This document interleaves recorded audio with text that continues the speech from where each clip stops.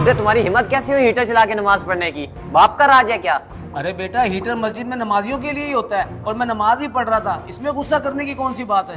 अबे बुड्ढे, ये हीटर बाजमात नमाज के लिए इस्तेमाल होता है और बिजली का खर्चा भी मैं देता हूँ, तुम्हारे अकेले पढ़ने के लिए नहीं है। बेटा तुम्हें तो पता है बाहर कितनी सर्दी है, ऊपर से पानी भी इतना ठंडा था, इसीलिए मैंने हीटर चला लिया। कौन सा मैंने इतना बड़ा गुनाह किया है। एकदम चुप, ज्यादा जुबान ना चलाओ। अगर नमाज पढ़नी है तो हीटर के बगैर पढ़ो। ठीक है बेटा, जैसे तुम्हारी मर्जी, मैं हीटर के बगैर ही नमाज पढ़ लेता हूँ।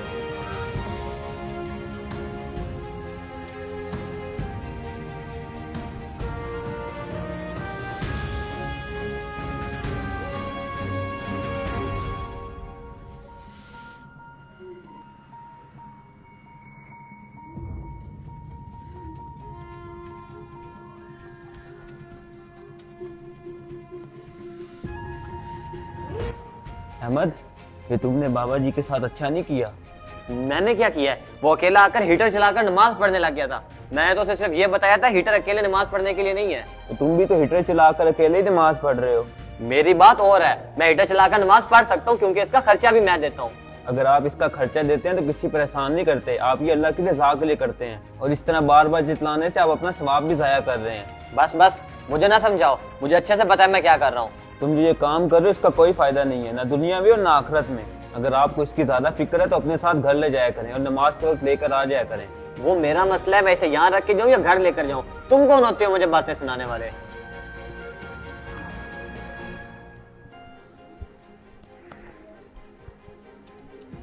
जी सर, आपने बुलाया मुझे? हाँ, मैंने तुमसे एक ज़रूरी बात करनी थी। तुम्हें तो पता है कि कंपनी लॉस में जा रही है, इसी वजह से हमने कंपनी के आधे वर्कर्स को निकालने का फैसला किया है और बदकिस्मती से तुम भी उसमें शामिल हो। लेकिन सर, आप ऐसा कैसे कर सकते हैं? मैं इतने सालों से यहाँ पर काम कर रहा हूँ। देखिए, इस बात का मुझे भी दुख है, लेकिन ये हमारी मजबूरी है, मैं कुछ नहीं कर सकता। ठीक है सर। आज जो सब मैंने बाबा जी के साथ किया उसी वजह से मेरे साथ भी ये हुआ, मुझे उनसे माफ़ी मांगनी चाहिए।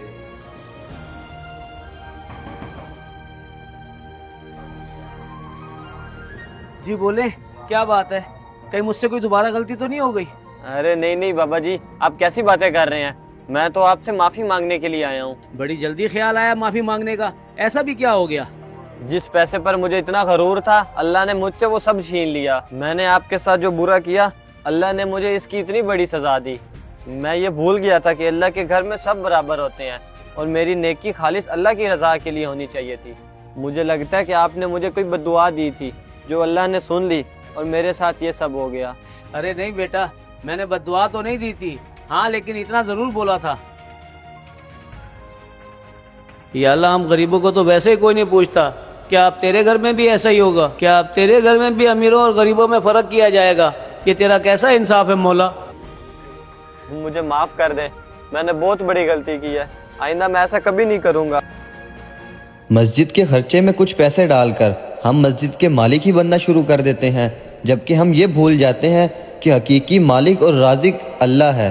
अगर आपको हमारा मैसेज पसंद आया तो इसको ज़रूर शेयर करें। मज़ीद अच्छी और सबक आमोज़ वीडियोज़ के लिए हमारे पेज को फॉलो करें। शुक्रिया।